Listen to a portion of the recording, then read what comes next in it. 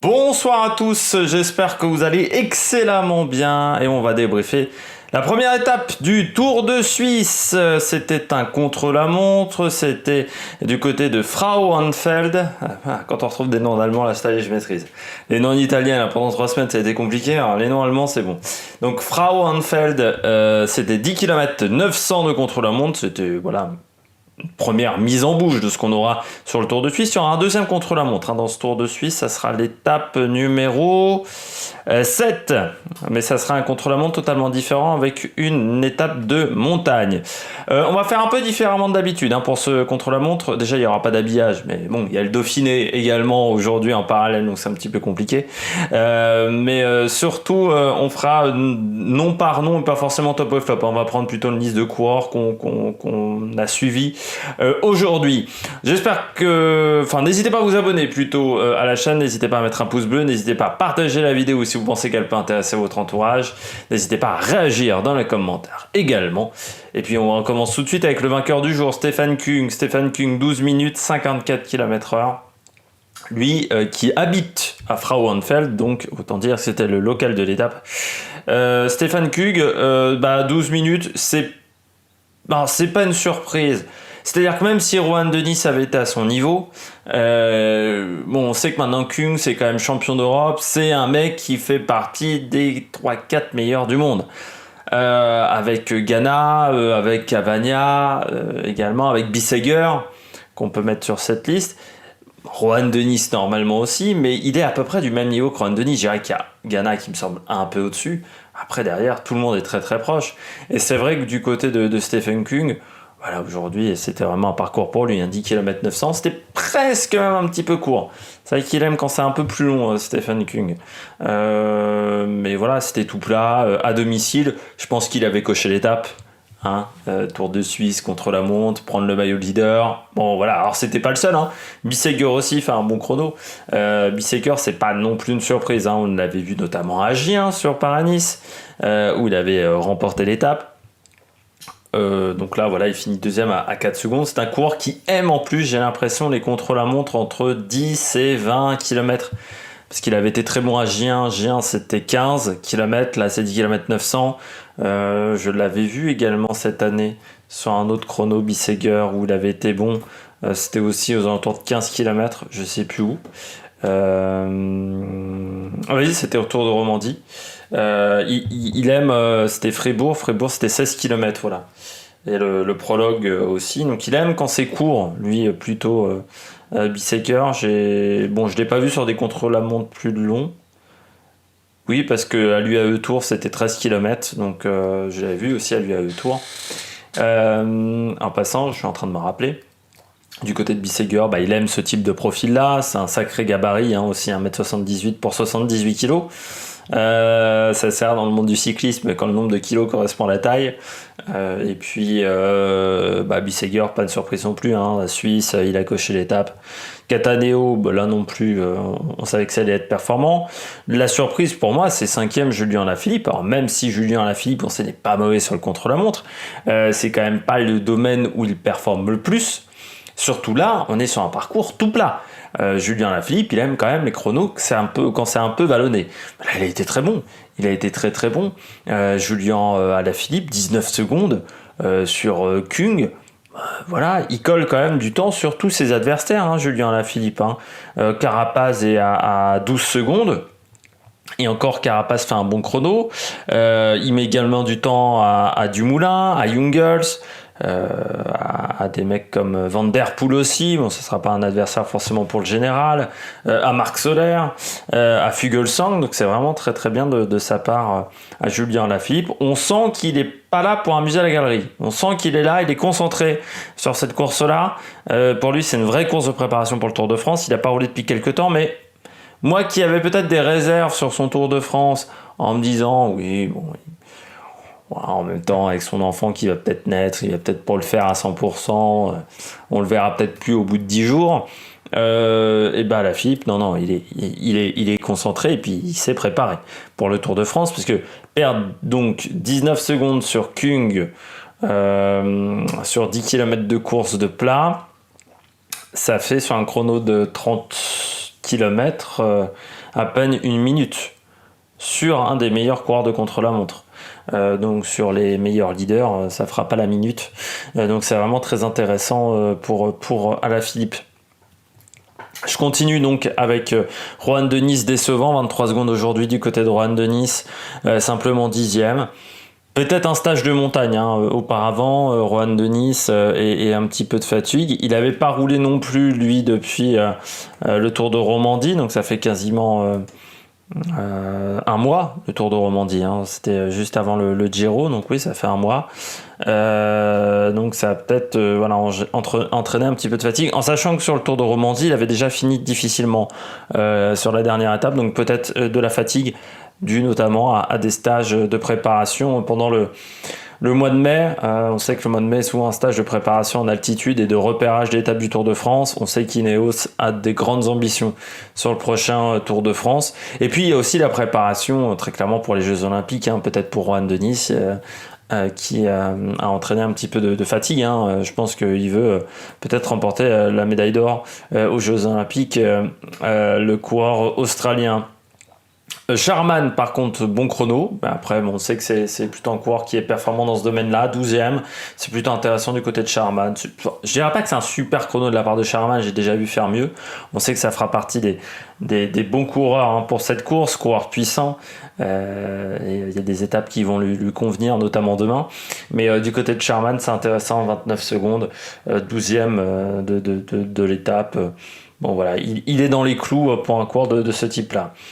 Je continue avec Tom Dumoulin, avec Richard Carapaz déjà, donc bon chrono de la part de Richard Carapaz. Pour moi c'est le leader chez Ineos.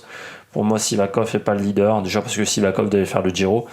Et de toute manière, même sur le Giro de Sivakov, je pense qu'il aurait eu du mal face à Bernal. J'ai l'impression que Sivakov, maintenant, c'est plus un lieutenant qu'autre chose chez Ineos Grenadier. Pour moi, c'est Carapaz le leader. Et Carapaz, en plus, il y aura des étapes qui peuvent vraiment lui convenir. Il faudra s'en méfier parce que perdre que 31 secondes, on aurait pu s'attendre à un petit peu plus de temps de retard pour le coureur équatorien, parce que normalement, le chrono, c'est quand même vraiment pas sa tasse de thé à Carapaz. Donc vraiment, pour moi, c'est le meilleur chrono que j'ai vu de Richard Carapaz. Oui, parce que sur la Vuelta, il a peut-être fait mieux. Sur la Vuelta, j'avais pas regardé l'étape du chrono. Il y a des étapes que j'avais pas regardées sur la dernière Vuelta. Il avait fait 39e en Catalogne, 21e sur le Tour du Pays Basque. L'étape de Bilbao, je regarde ses chronos, oui, il avait fait 7e, donc sur un chrono il n'y avait pas grand monde en plus en Espagne, donc oui c'est pas forcément sa spécialité le chrono, mais bon, c'est sur le dernier Tour de France il avait fait 81e à la plongée Bellefille, mais en sachant qu'il roulait pas à fond à la plongée Bellefille, donc oui dommage, c'est dommage, plutôt un bon chrono de sa part, Richard Carapaz. C'est vraiment bien ce qu'il a fait. Tom Dumoulin, qui est de retour à la compétition, 32 secondes. De toute façon, la grande question sur ce Tour de Suisse pour Richard Carapaz, ça va être, pour Tom Dumoulin, ça va être de savoir s'il va réussir à tenir 8 jours. Je pense que ça va être un petit peu compliqué pour le coureur néerlandais. On va voir comment ça va se passer au fur et à mesure de la course. J'ai peur que ça soit un peu dur quand même pour Tom Dumoulin. Il l'a dit, sur la deuxième partie de course, il manquait de puissance. On ne sait pas vraiment s'il s'est entraîné énormément pendant sa période de pause. Moi, je ne l'ai pas trouvé hyper léger, hyper fit. Dumoulin, après c'est pas le coureur qui était le plus maigre du monde non plus, Tom Dumoulin, mais bon, je pense qu'il n'est pas encore au top de sa forme. Après Tom Dumoulin, il y a peut-être l'objectif des Jeux aussi. Les 32 secondes, c'est un peu loin sur un chrono de ce type, donc on verra ce que ça donnera au fur et à mesure des jours de course. Peut-être que ça ira mieux une fois passé quelques étapes. Pozzo Vivo, 41 secondes, bon, on sait qu'il aime ce type de chrono assez court, c'est pas vraiment une surprise. Fraile peut-être un peu loin à 42 secondes, on aurait pu s'attendre à mieux, dans le même temps que Johan Jacobs également, c'est pas incroyable de la part de Jacobs. Sivakov, ça c'est une déception, 44 secondes. Je sais pas si vous l'avez vu, parce que sur la chaîne d'équipe, c'était entre deux pubs, hein, qu'il fallait voir les coureurs. Il y avait plus de pubs que de courses sur la chaîne d'équipe. C'était un peu chiant de ce côté-là. Alors je sais bien qu'il faut payer les courses, mais en plus c'est des pubs qui durent très longtemps. Des pubs de 2 minutes 30, parce que Patrick Chassé te dit la pub c'est extrêmement courte, et puis bon, moi j'ai eu le temps de voir la fin du match de Tsitsipas quand même. J'ai eu le temps de voir tout le jeu de service de Tsitsipas pendant la pub, et il y avait encore de la pub quand je suis revenu. Du côté de Sivakov, vraiment pas top sur le vélo quoi. C'est incroyable. En même temps il s'est pris pas mal de chutes sur la dernière année et demie. Hein. Sivakov, depuis celle sur le Tour de France, qui s'est pris pas mal de tôle. Mais là, sur le vélo, ça faisait peur. Hein. À un moment, j'avais parlé de Froome sur l'UAE Tour qui était pas bien positionné. Il a un peu réglé ça en passant Froome sur le vélo de chrono. Alors Sivakov, quand il a raté son virage, je me suis dit, mais c'est un miracle qu'il ne soit pas tombé dans le fossé. Hein. Oh là là, il était tendu sur le vélo, mon petit pote. Vraiment, je me suis dit, j'ai peur pour lui dans les descentes. Hein. Surtout que sur le Tour des Suisses, des fois l'organisation c'est pas top. Hein. Je sais pas si vous avez vu la voiture également sur le rond-point. C'est pas toujours incroyable. Mais ouais, non, je suis un petit peu inquiet. Maury Van Sevenant de 46 secondes, c'est pas si mal que ça. Il est dans le même temps que Rigoberto Urán. Pour Urán, c'est pas top. Pour Van Sevenant, j'ai pas l'impression que ce soit le meilleur coureur de contre-la-montre. Et puis en plus, vu comment il se déhanche sur son vélo, je suis pas sûr que ce soit le coureur qui tienne le mieux la position de contre-la-montre. Après, je ne l'ai pas vu, je pense qu'il est passé dans les derniers, je sais pas, mais ils nous l'ont pas montré, Van Sevenant. Enfin, moi, je l'ai pas vu à l'écran, Van Sevenant. Après, faut savoir que je suis arrivé à 16h20 sur la chaîne L'équipe parce que j'étais en train de monter le Dauphiné. Donc peut-être qu'il est passé à ce moment-là. Van Sevenant, mais moi je ne l'ai pas vu. Donc 42e, c'est vraiment bien de la part du coureur belge. Il a vraiment fait un très très bon chrono. Benjamin Thomas, du côté des Français, 50 secondes, préparation pour les Jeux Olympiques, donc je suis pas surpris, il a pas fait de route depuis longtemps, Benjamin Thomas. Il a préparé le contre-la-montre, il a préparé les disciplines sur piste, dont l'Omnium, donc je pense que les quelques courses on va le voir sur la route, il ne sera pas exceptionnel. Molano, 51e à 50 secondes, ça fait du bien, on va revoir Molano. Peut-être en sprinter numéro 1 même chez UAE, j'ai pas regardé la starting list du côté du UAE, peut-être qu'il sera sprinter numéro 1, ça pourrait être intéressant de le voir, surtout qu'il passe bien les côtes. Fuglsang, 58e à 53 secondes, on l'avait pas vu depuis longtemps Fuglsang, de toute manière il avait dit l'année dernière qu'il jouait plus le classement général des courses, donc je suis pas surpris de le voir à 53 secondes, je suis pas sûr que le Tour de Suisse soit sa priorité, en sachant que lui aussi il y a les Jeux Olympiques derrière, où il va peut-être vouloir tenter quelque chose sur les Jeux Olympiques, donc pas vraiment surpris. Un peu plus surpris, Pierre Latour, 80e, 1 minute, c'est beaucoup. Hein. Pour un mec qui est normalement spécialiste du chrono, Pierre Latour, c'est beaucoup trop. C'est mon moment où je vais encore dire du mal de la Total Direct Energy, parce que Victor Delaporte finit également à la minute. Et on est sur le Tour de Suisse. 1 minute, 10 km. Ça fait 6 minutes à la fin des 60 km quasiment de contre-la-montre sur le Tour de France. Donc Pierre Latour, j'espère qu'il y avait un petit peu de fatigue à cause des stages en altitude. Je sais qu'ils en ont fait un, ils l'ont montré en vidéo. Et il y avait Pierre Latour dedans. Mais c'est quand même pas exceptionnel. Après, il n'avait pas roulé depuis longtemps aussi, Pierre Latour. Je regarde juste. Ouais, il avait roulé sur le canton d'Argot. Mais depuis le Tour des Asturies, il n'avait pas roulé. Quasiment un mois sans rouler, donc un mois de stage, donc ça a peut-être eu des conséquences pour le coureur français. Vous voyez, je dis pas que tout le temps du mal. Marc Soler, 1,06, il y a eu la chute sur le Tour d'Italie, donc ça m'étonnerait qu'il soit au top de sa forme. Marc Hirschi, là 1,06. Marc Hirschi, de toute façon, depuis le début de l'année, quand même un peu pas top. Je pense que DSM a bien fait de s'en débarrasser au final. Je sais pas, son transfert déjà, qui a été un petit peu rocambolesque, et on va dire que c'est un peu limite dans les règles du cyclisme. Après, on n'a pas les tenants et les aboutissants, mais bon, on pense quand même que il a cassé son contrat sans trop prévenir tout le monde chez DSM. Du côté de Marc Hirschi, c'est quand même un petit peu enfin, c'est vraiment tout plat, quoi. Hein, l'encéphalogramme plat, je sais jamais comment le dire. Du côté de Marc Hirschi, non, c'est vraiment pas top. Là, il n'y a pas d'excuse de chute. Alors, peut-être un stage en haute montagne, mais. Et plus, l'année dernière, il était mieux sur le chrono. Hein. Il perdait pas autant de temps. Donc, bon, je sais pas trop ce qui se passe du côté de ce coureur-là. Et puis, le vainqueur du jour chez les flops. Alors déjà Wood Pools, hein, une 14 c'est déjà pas mal. Michael Woods aussi, une 19. Mais Michael Woods, bon, il y a les Jeux Olympiques aussi. Hein. Mais le vrai vainqueur, c'est Chavez. Chavez, il finit, alors, il a pris une 36, Chavez.